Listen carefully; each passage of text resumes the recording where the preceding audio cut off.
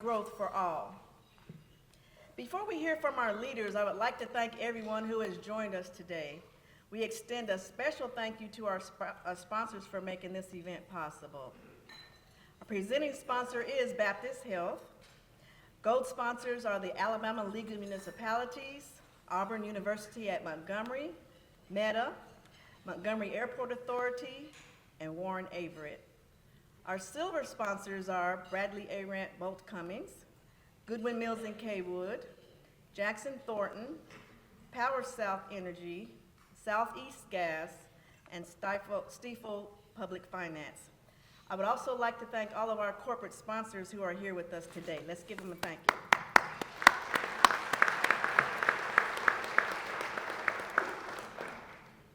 The Chamber remains focused on the work that moves our region forward, uniting business, government, and education to create growth and prosperity across the Capital Region. As I look around this room, I'm reminded of what makes this Capital Region strong. It's the partnerships that fuel progress and the people who make things happen. It's always good to take a step back and recognize how far we've come and how much stronger we are when we move forward together. We are a strong region, one defined by incredible assets, extraordinary people, and a spirit of collaboration that continues to move us forward. Now I'd like to introduce our city and county leaders and set the stage. We'll start with Mayor Reed, then Pike Road Mayor Gordon Stone, and then Montgomery County Commission Chairman Doug Singleton. Mayor Reed will have 20 minutes, Mayor Stone 10 minutes, and Chairman Singleton 15. If time allows for questions at the end, we will take them. I know we are anxious to hear from our leaders, but let me share a little bit about each of them first. Mayor Stephen L. Reed was born and raised in Montgomery, Alabama, where he matriculated through Montgomery Public Schools. He and his wife are the proud parents of 3 children. He has focused his efforts on improving public education and diversifying the local economy. Mayor Gordon Stone has served as mayor of Pike Road since 2004, where he and his wife have 2 daughters. He also serves as executive director of the Higher Education Partnership, advocating for Alabama's public universities, and executive VP of the National Young Farmer Educational Association. He focuses on smart planning, education, efficient services, and quality of life initiatives. And we want to congratulate him on his recent re-election. Chairman Doug Singleton is the District 5 Commissioner. Doug Singleton serves as chairman of the Montgomery County Commission. He and his wife, Dawn, are also the proud parents of 3 children. Commissioner Singleton, along with his fellow commissioners, also focus on efforts on public education and diversifying the local economy. It is my honor to welcome the elected leadership to our communities this morning. I do want to mention that Mayor Reed is on his way after attending a very quick meeting on his behalf. He's stuck in traffic. Mayor, what did I say? I'm sorry. Mayor Stone, I apologize. Mayor Stone. Yeah, right here. I got you. Mayor Stone is on his way. And but we'll get started now at this time. Let's get started. Mayor Reed, for the next few minutes, the stage is yours. You are here.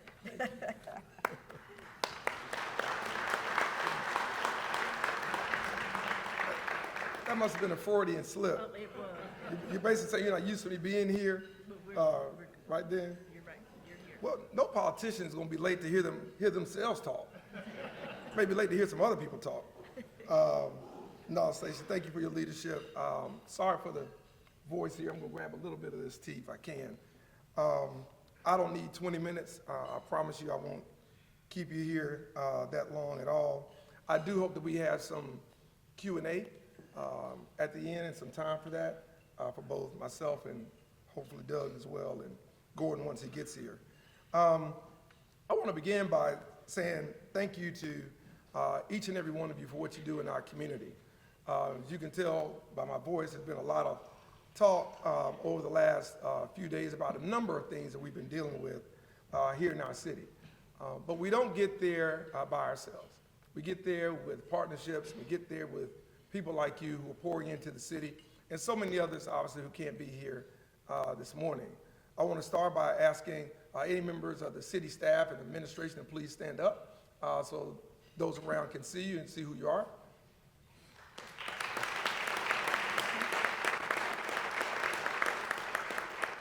I also want to ask members of our city council, they will please stand up so everybody can see who you are.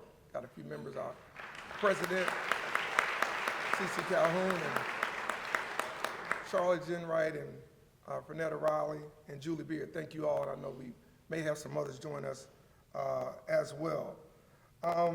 Certainly want to thank our partners here in the community, Gordon Stone, for his work that he does in Pike Road, lifting up that community, as well as what he does in higher education. And certainly want to thank Doug Singleton for his leadership with the Montgomery County Commission, and all of our commissioners, sheriffs, and everybody over the county. Work together a lot on a lot of different things. Some you see, most things you don't. But it takes that for us to really move forward and continue some of the progress that we've had. But I want to start not by talking about the past, but talking about the future. A future that's being built right now.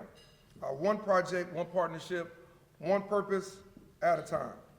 That future begins with our convention center project. Welcome, Mayor. A once-in-a-generation investment that will reshape our downtown economy, create jobs, attract events, and strengthen our hospitality industry, and more than anything for some of us down at the City Council and the Mayor's office, bring in more revenue to our coffers for the general fund. We're currently in the planning phase of this important effort. Our team has gathered cost estimates and developing preliminary design concepts to ensure we have a clear roadmap forward. To help guide this work, the Montgomery Riverfront Development Foundation has been reconstituted. This is the same structure that helped bring the Biscuit Stadium to life more than 20 years ago, a project that sparked revitalization across our downtown. I had the opportunity to talk with former Mayor Bobby Bright about this project and about that process and what he remembered. And he remembered quite a lot. And he had a lot of do's, but he had probably more don'ts. And a lot of things that he talked about at that time in Montgomery was about the future and building something beyond kind of where you would be as mayor and beyond your legacy. And it was something that was very instrumental for me in terms of how we have approached this initiative. And he's offered some of his advice since then, even unsolicited advice.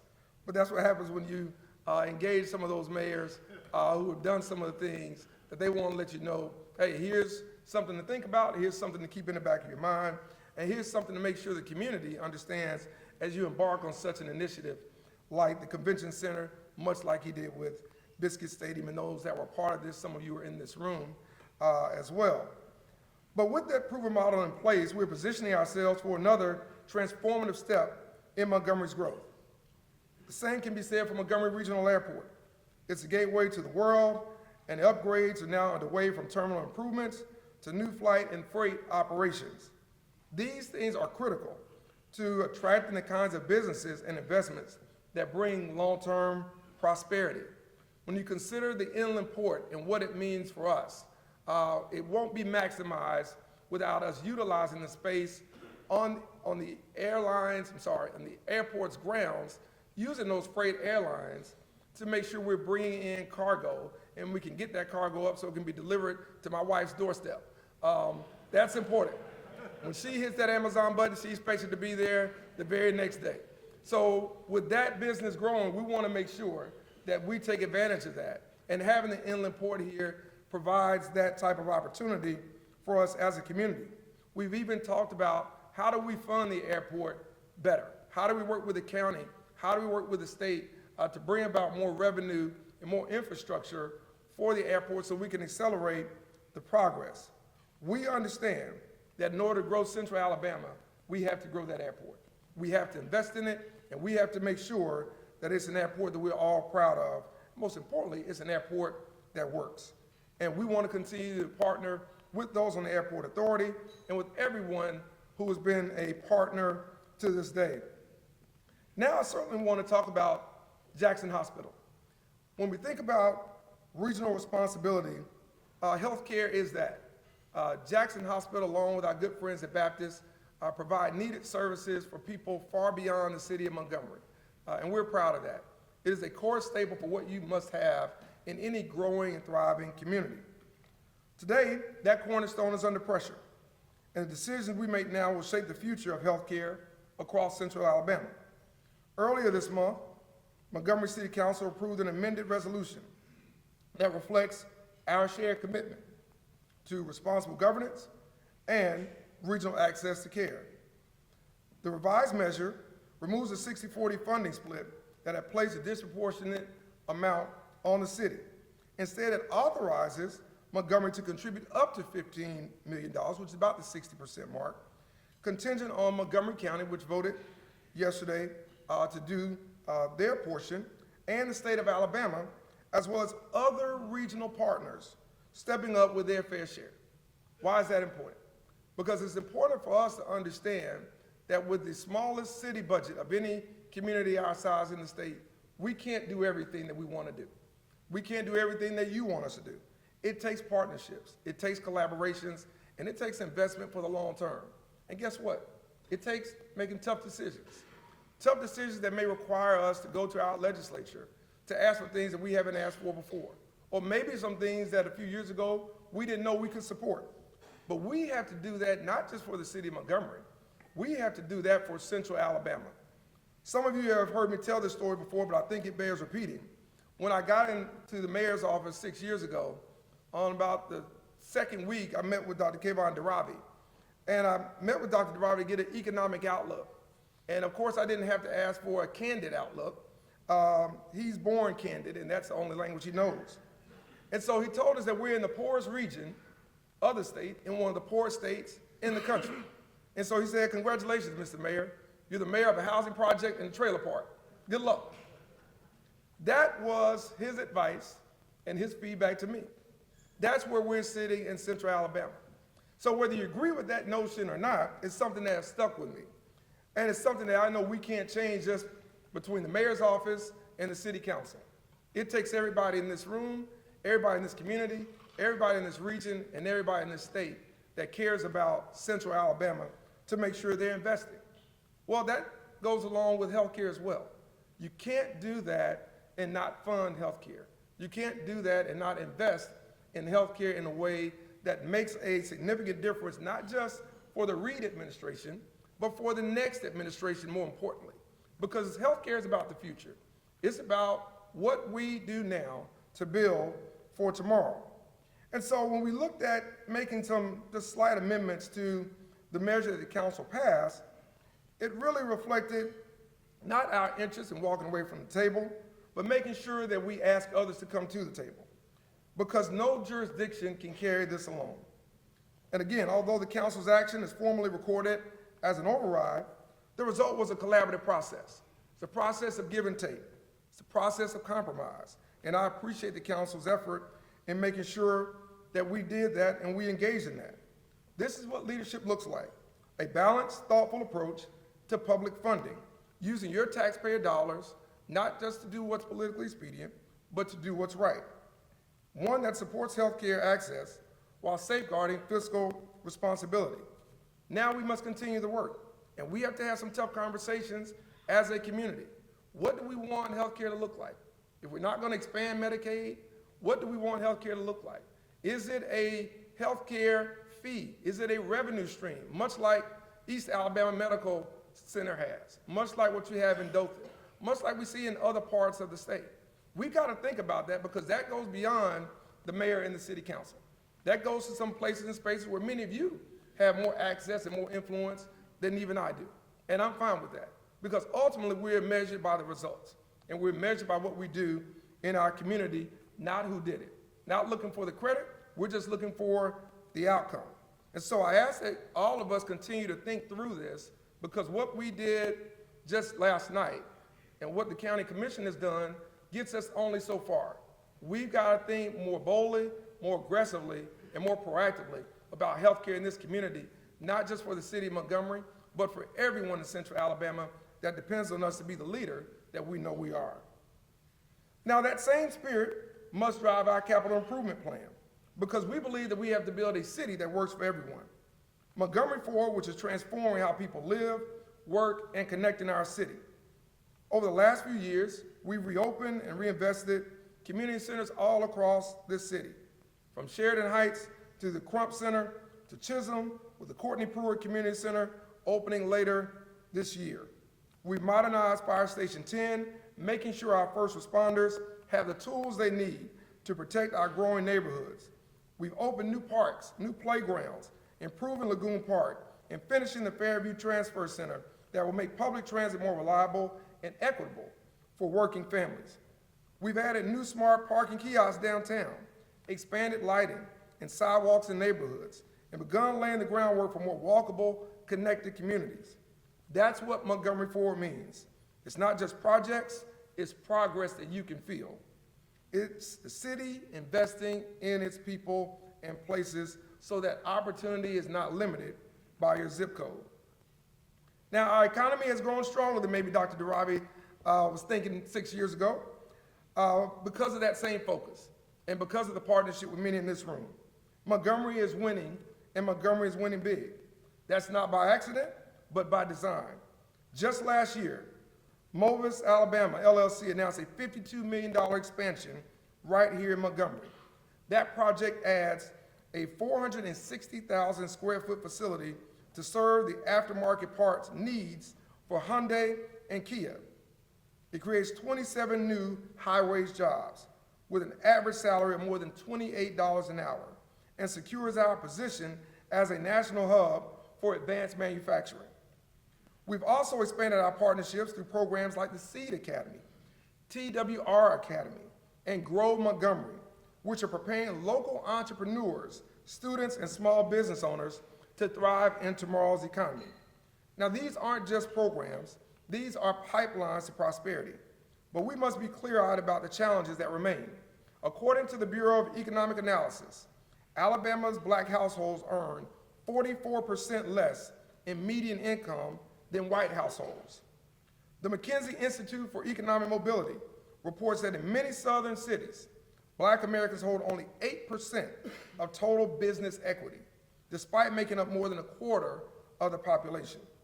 And that's why Montgomery is focused not just on bringing jobs here, but on building wealth right here. We are creating an economy that includes the people who built this city, one that 70 years ago transformed the city, and one that continues to grow by closing gaps and not widening those gaps. Because a stronger Montgomery must also be a fairer Montgomery. When we invest in small business development, workforce training, entrepreneurship, equitable access to capital, we aren't giving people a handout, we're giving them a stake in our city's success. That's what true economic development looks like from top to bottom. Now, at the same time, we've been determined to make our city safer for everyone. And that's always a challenge, especially in this environment. Under Chief James Goyboy's leadership, our police department has made real progress.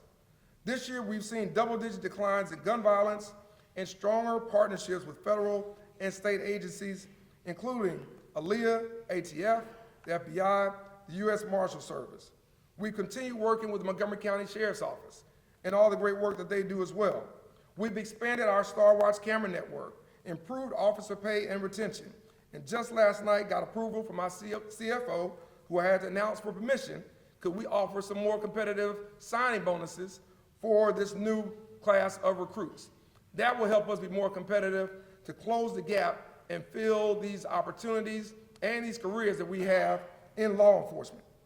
All of these things are important, but we've also tried to expand community outreach by making sure programs through the Office of Violence Prevention, programs like CBI and others are making a difference.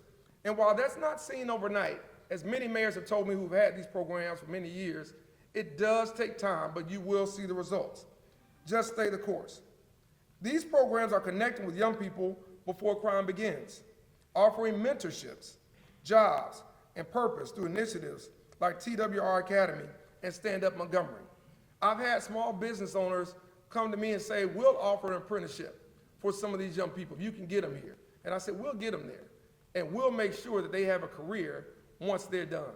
Those are the type of things that we have to continue to do to make sure people understand what options they truly have versus those they may think they only have.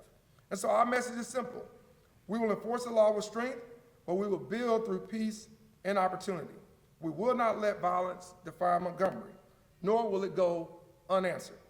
And that means making sure that we have strong laws and making sure that we have strong legislation as well. We have to make sure that we are doing things in a proactive sense.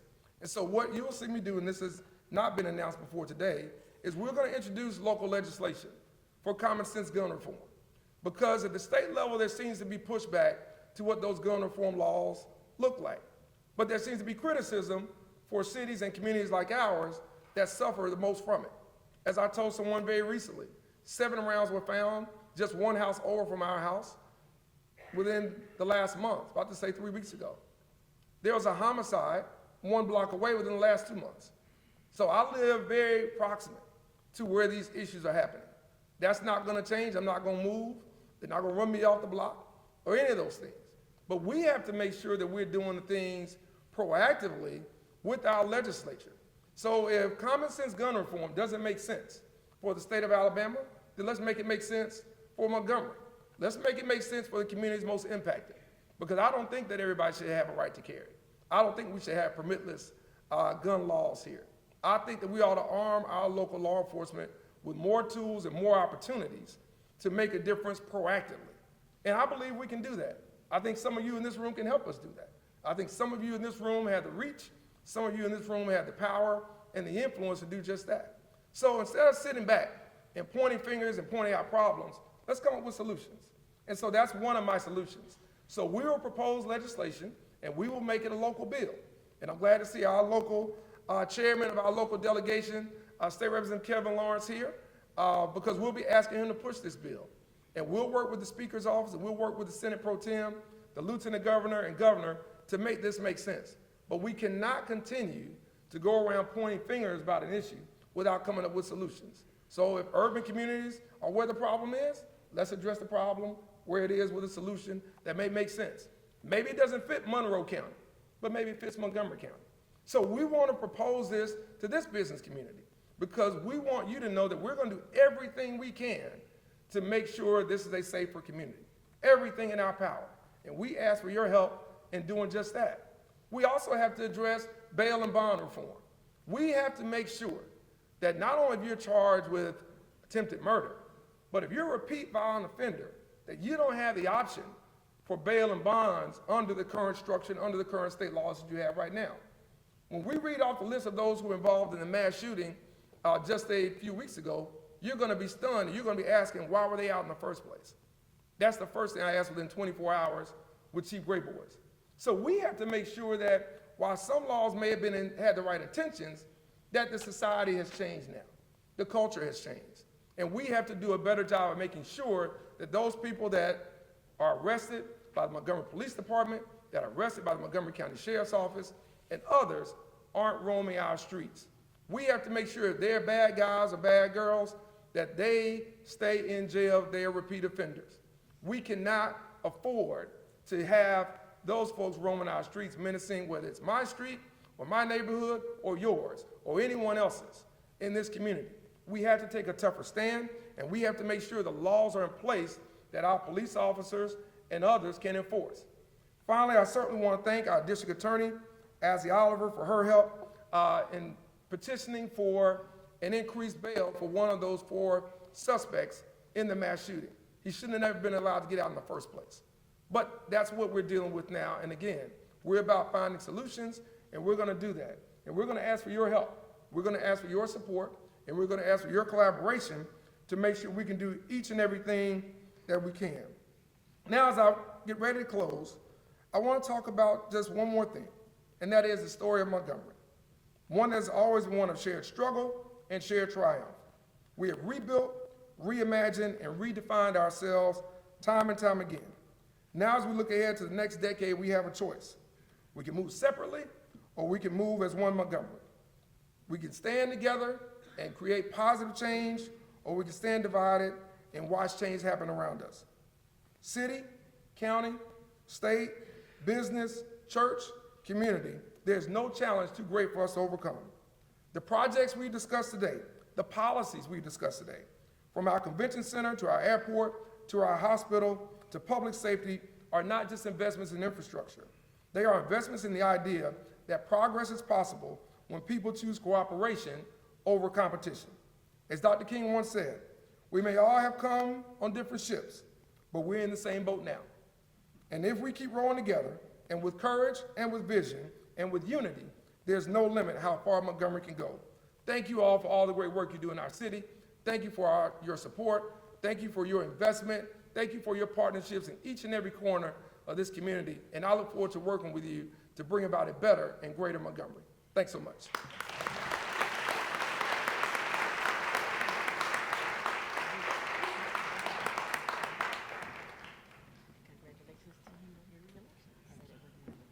Good morning. Morning. It is a pleasure to be with you all, and thank you for the honor to have a chance to bring you a few remarks from the town of Pike Road. Mayor, I apologize for being late. I had a council meeting this morning. You know how those are. And then I had the privilege of trying to figure out how 6 lanes of interstate can be stopped by one car that's stalled. I don't know. Does anybody in here have that answer? So we start with the unanswerable problem, right? But I did not mean to be disrespectful, sir. I want you to take a minute and just pause and think about how fortunate we all are. I'm so very, very thankful to be here today. And there's so many people that I want to say thank you to.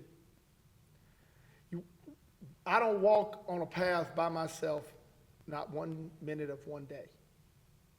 The Lord didn't make it that way. He put people along the same path with me. He put people coming along a path on the side of me. He put people that I can wave to as I'm passing them by who are in a distance. This past Sunday, I had the privilege of speaking at Friendship Baptist Church in Pineapple, Alabama, as our church celebrated its 200th anniversary. 200 years.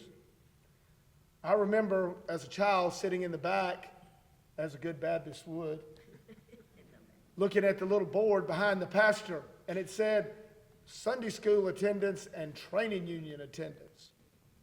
And back then, it was 50-something.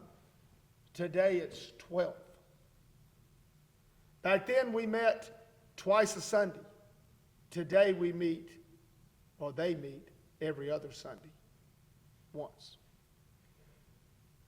Times change, but fundamentals stay the same, don't they? What you're teaching your children, what your grandparents taught your parents, and your great-grandparents taught your grandparents, fundamentally is the same thing, isn't it? Don't we all have a lot to be thankful for? I want to say thank you to the great collaborators, the great people who work together with us to help us be what we are in Pike Road. It is not a one person, one group, one individual thought. It is a combination of a lot of things. My friends here on the podium, City of Montgomery has been a great collaborator with us over the years. Thank you, Mayor. County Commission, Commissioner Singleton and your colleagues, thank you for all you have done to help us. I look across this room. Sheriff, God bless you and thank you. Thank you to our utility providers that are in this room. To my friends and colleagues who serve in Montgomery and Montgomery County at the state level, thank you. Thank you to those of you who are in professional jobs who work with us in Pike Road, whether it's engineering or architecture, whether it's legal, whether it's funding issues or whatever it may be. Thank you. Thank you to the people who work with us in our school systems, to the people who drive the buses and as I jog in the mornings, blow the horn and wave. Nothing makes you feel better than a school bus approaching you with a bunch of kids waving at you can see them through the window waving at you when you're taking a jog.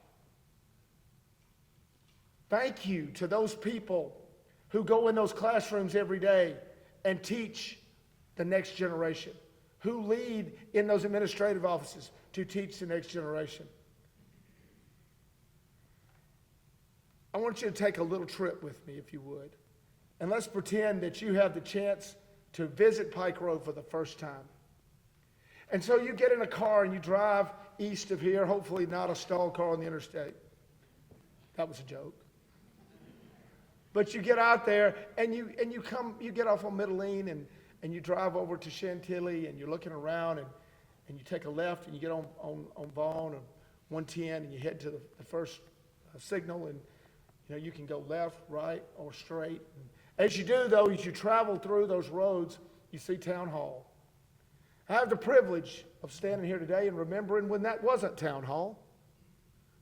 When that was a guy with a vision, an entrepreneurial spirit from Scottsdale, Arizona, who was a medical professional in this town, who said, I want to build a unique marketplace.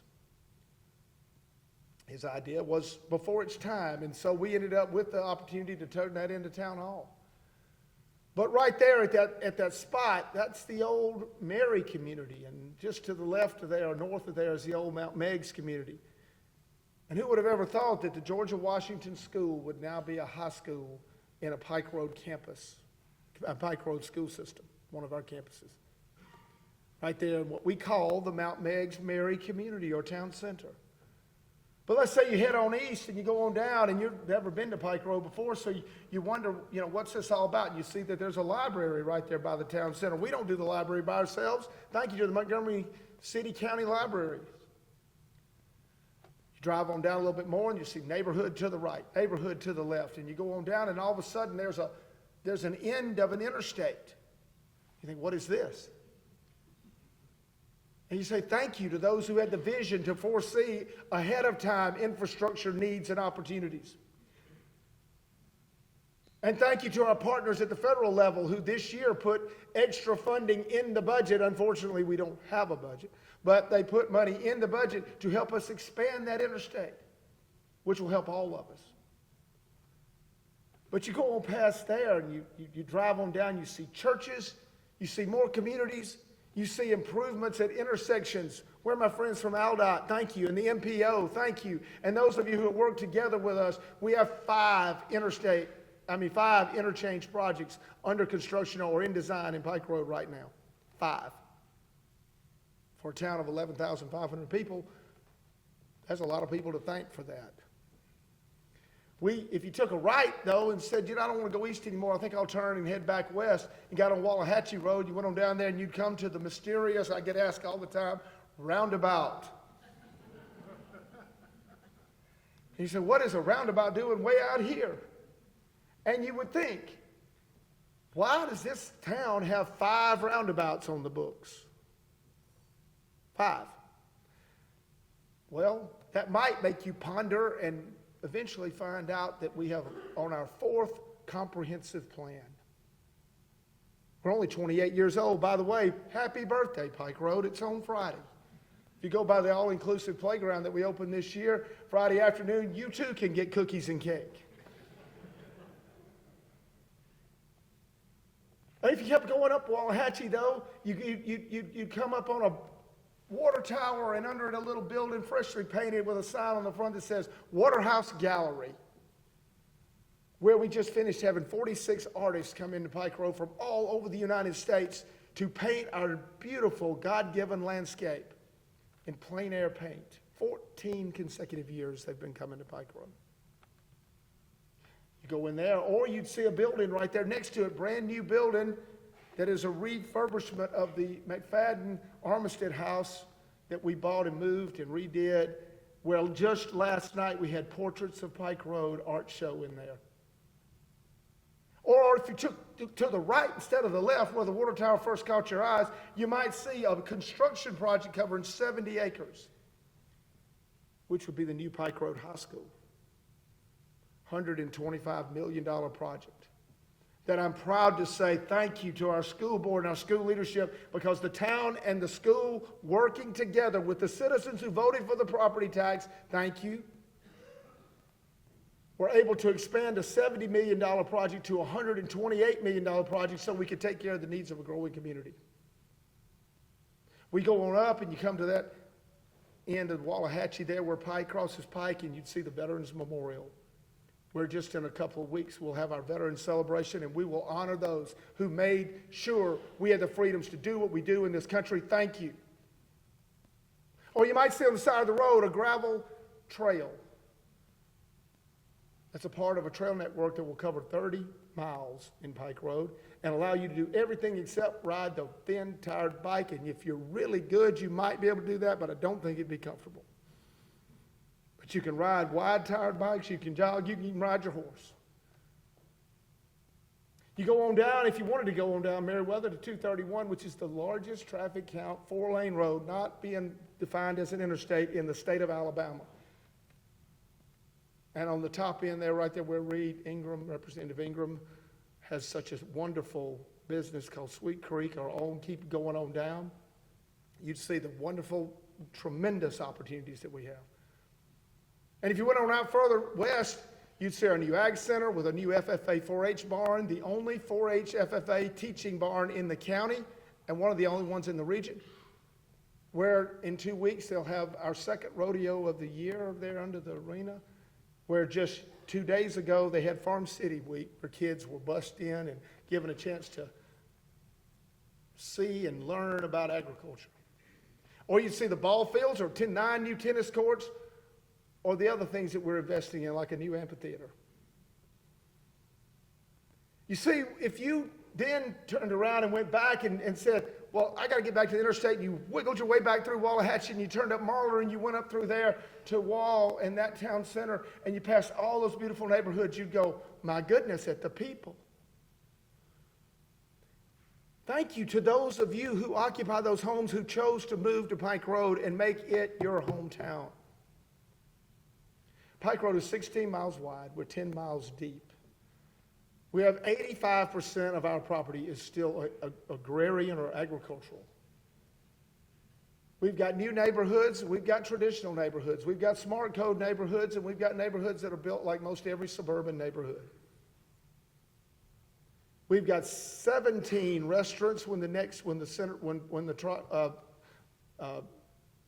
center there across where Baptist Health, thank you, and the new McDonald's opening tomorrow, by the way, is located.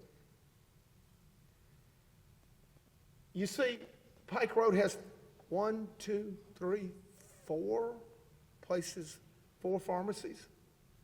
Pike Road has 2 power providers, thank you. 2 sewer providers and a brand new sewer line being built right off Pike Road between Pike and 110. That's going to open up a whole new historic town center area. We've got opportunities, but we won't do it by ourselves. That wonderful school system with 4 campuses has 2,700 kids and is ranked an A on the state report card for 3 consecutive years.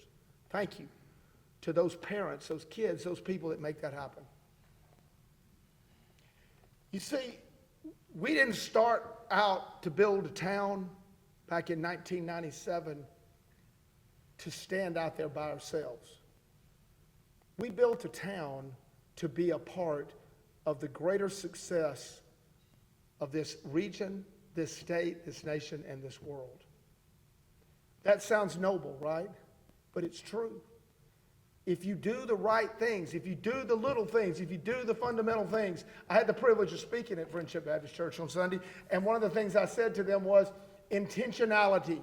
I am only here because of intentionality.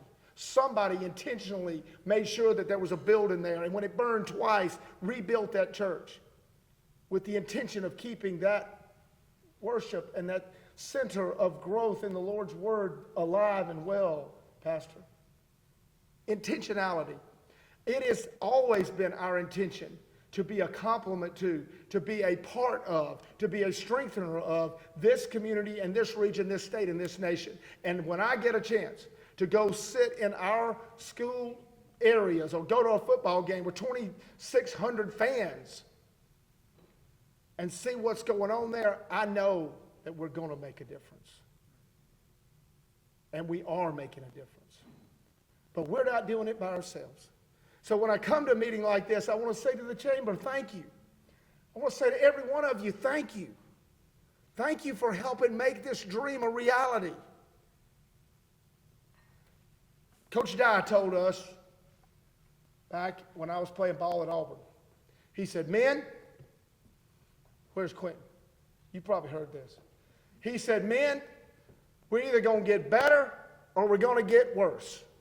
Today, this is before practice, by the way. And it's my job, that's what he would say, it's my job to make sure we get better. Right, Quentin? Every day, we had to go out there and get better. You see, there is no choice in between yes and no. Maybe it's not a choice. The choice is, do you grow or do you say no? Do you advance or do you back up? That's the choice, and that's the choice you're making in your businesses, admit it or not. It's a choice you want your kids to make when they come home from school. Yes, I'm going to do the little things that are going to make me a better student. Yes, I'm going to do the little things that make me a better athlete. Yes, I'm going to do things that make me a better artist or whatever their chosen interests are. That's what you're going to ask for, and that's what you're going to push for, and why shouldn't we do the same thing in everything we do?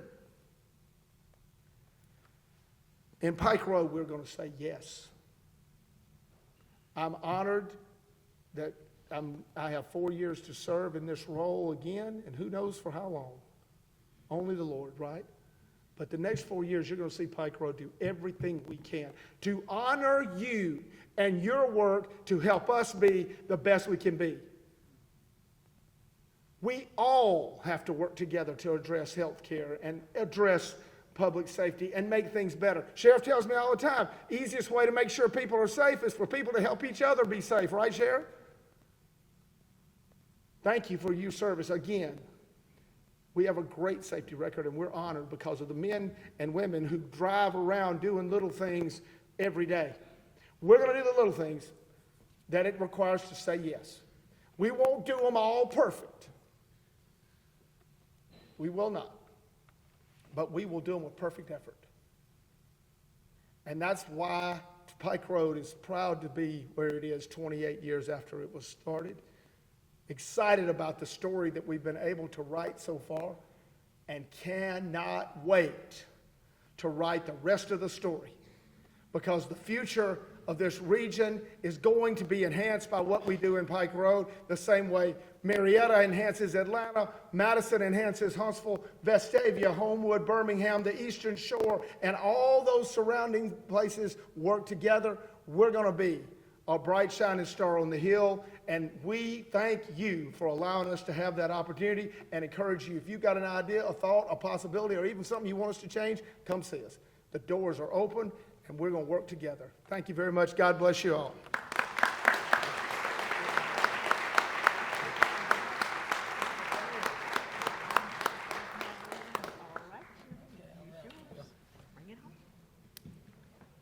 Sharon Rose reminded me I better introduce my wife. She is here. She don't want to be introduced, but Dawn, if you would stand up back in the back on the...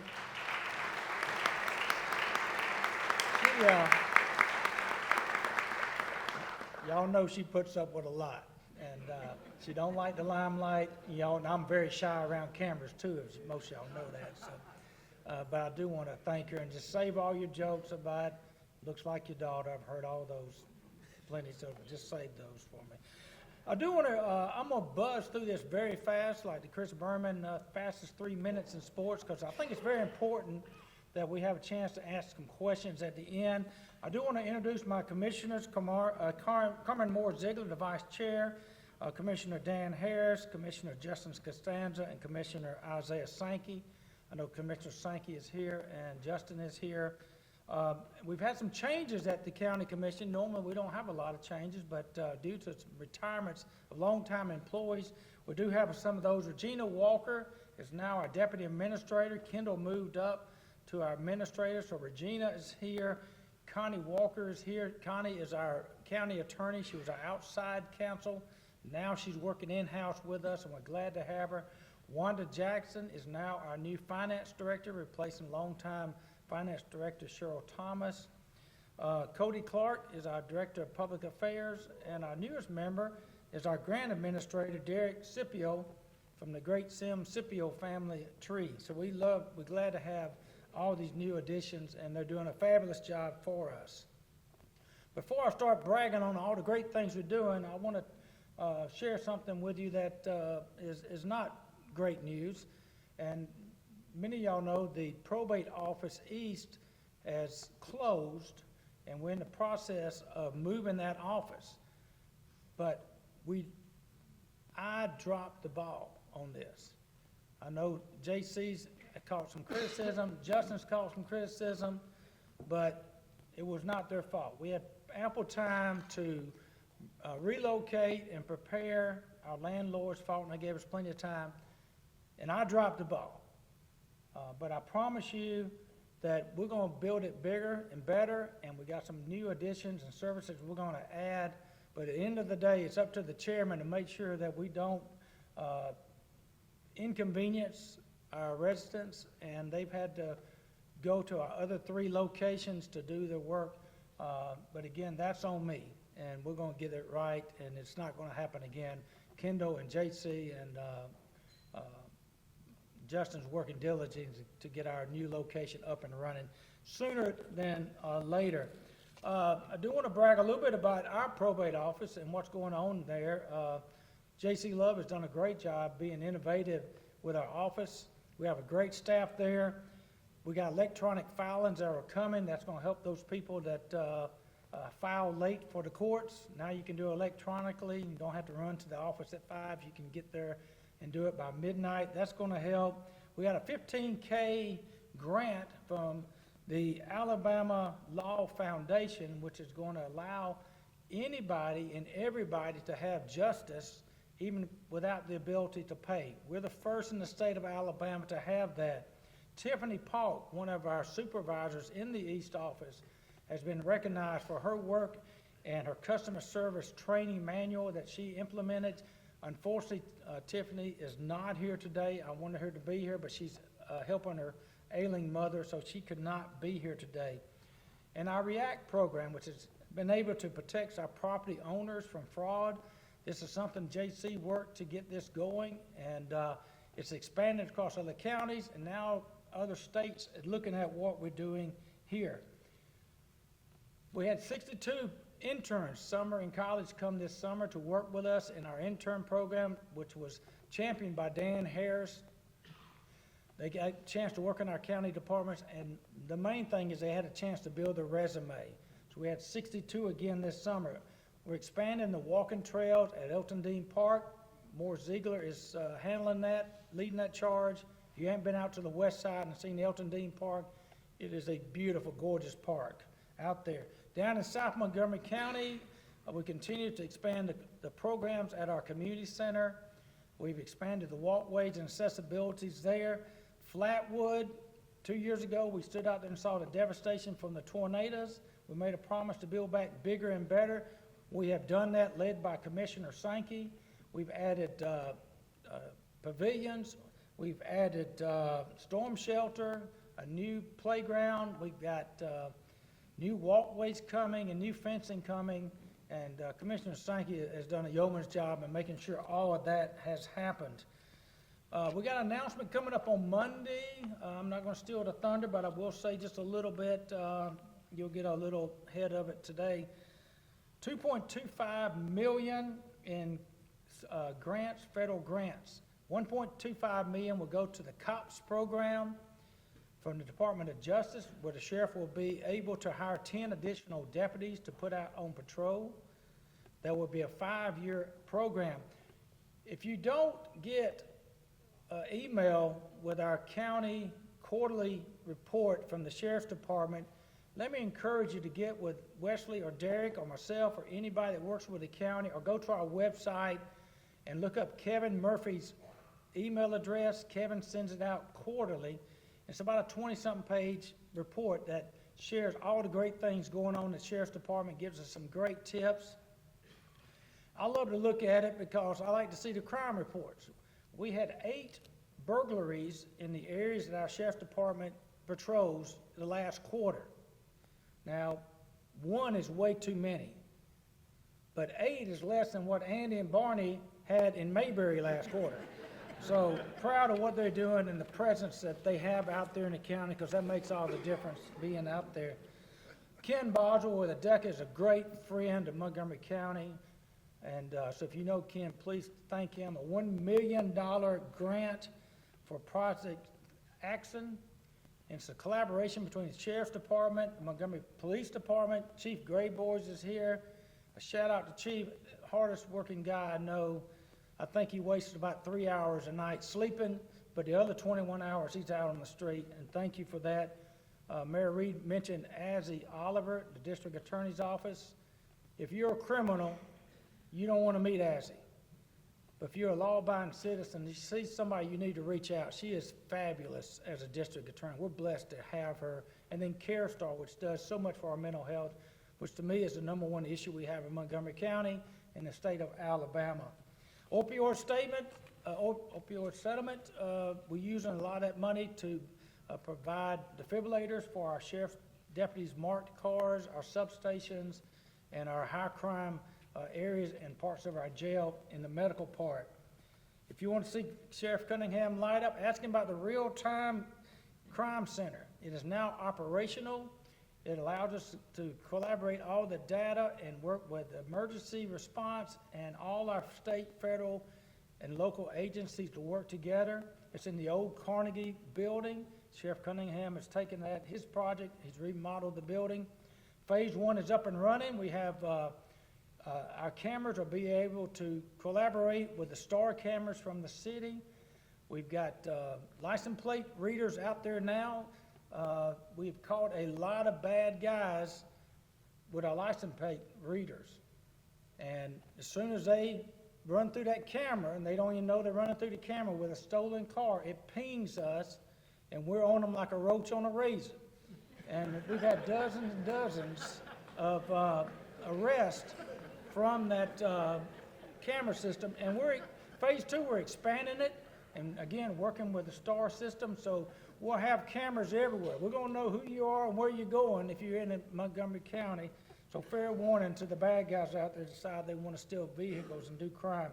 And then phase 3, the county commission's already approved the funding for 2 full-time analysts, crime analysts that will work with all our local state agencies to collect that data and help us to increase our patrols and hit the spots that we need to be. You'll hear an announcement coming up in a few weeks. East Chase, Richard Holman, the general manager at East Chase, has provided facility, a storefront for us to have a substation for the sheriff's department in East Chase. Many of y'all know the last couple of years we've had deputies patrolling in the East Chase area, especially around the holiday season, the shopping season. $700,000 that the county has paid in overtime to make sure that these people are there and doing that. And that's the one thing that Sheriff Cunningham and I agreed on, that we would not compromise our patrols out in the areas that we patrol, so we pay the overtime to do that. So you'll be seeing the substation with bright signage at East Chase coming up. $28 million in the jail renovation. I wish Major Foster was here today. I wanted to recognize her, but she is sick today. Major Foster is the assistant director for our jail, our correction facility, and she has been recognized nationally as 2025 Corrections in Jail Innovation of the Year Award by the National Association of Sheriffs. So that's a huge award for her and the work she's done and the program she's implemented. I wish she could be here, but Sheriff, please make sure, Wesley, y'all pass that along to her. Again, I want to congratulate the Sheriff's Department. He's always had a cadet program for the sheriffs where they bring in these young high school kids and they get a chance to learn law enforcement in a safe environment, non-contact with inmates or anything like that. He's expanded it over to the corrections. So we have some students now that are working in our corrections, no contact with the inmates, highly supervised, but they are evaluated, and when they reach a point where they can proceed, Then we move them into a trainee program. And if they stay with us, then there's college educational opportunities through the Sheriff's Department, through scholarships that they will provide. It just continues to add us a pipeline out there so we can continue to add law enforcement for the Sheriff's Department and also in corrections. So we have about 300 sheriff on a waiting list. I got 100 that's probably been pre-qualified, so we've got a good pipeline for that. And I wanted to make sure I had plenty of time, so I'm cutting off here to make sure we have plenty of time for questions, because I think it's important that, like my wife reminded me, nobody's here to hear me speak. But I want to make sure that we have a chance to answer your questions. So I'm going to ask my two opening acts that came up here for the main event to come back and join me. And if y'all will come back and stand with me, and if you got a question, please let us know the question. If you want it directed at any of us, if it's a tough question, give it to them too. If you got a softball, lob it at me. So,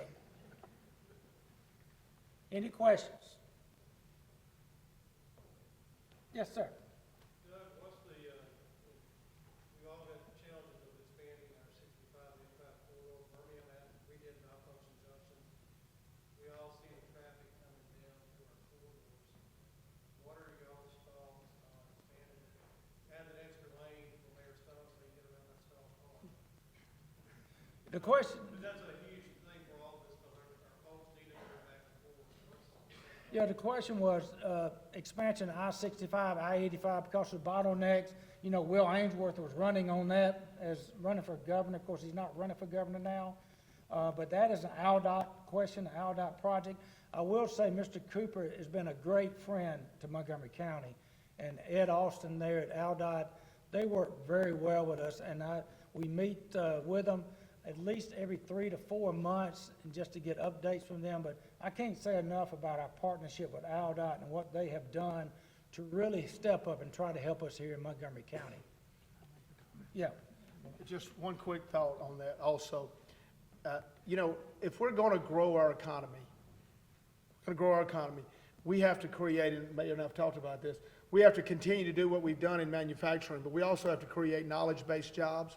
I'm thrilled to see my friends from Troy, AUM here, Alabama State. But y'all, and our other, Huntington, Faulkner, et cetera.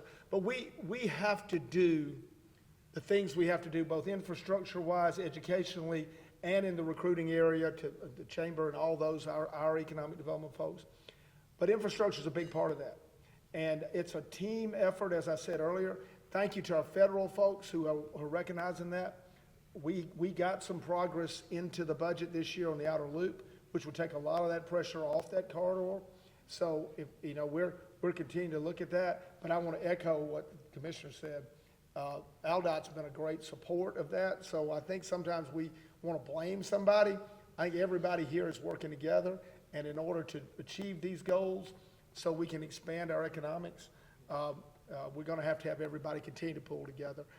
Excited about the outer loop project, though. I think it has some life finally, so that's exciting.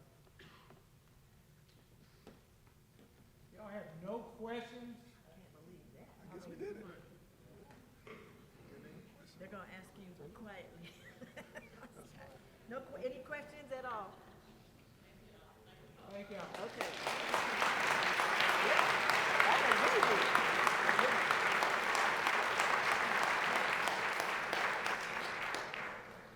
Mayor Reed, Chairman Singleton, and Mayor Stone, thank you so much for your leadership and updating the business community this morning. We appreciate your continued support and commitment to our communities. We are a strong region defined by incredible assets, extraordinary people, and a shared determination to keep moving forward with incredible momentum. There will always be challenges before us, but our strength lies in meeting them together, finding the solutions that move our region forward. Progress has always been a team effort, and it's been that same spirit of collaboration and shared purpose that will move us forward. Before we leave, I'd like to announce that Senator Katie Britt will be joining us for a Washington brief on Monday, November 10th. Again, thank you to all of our sponsors and those who joined us. Enjoy the rest of the day. We are adjourned.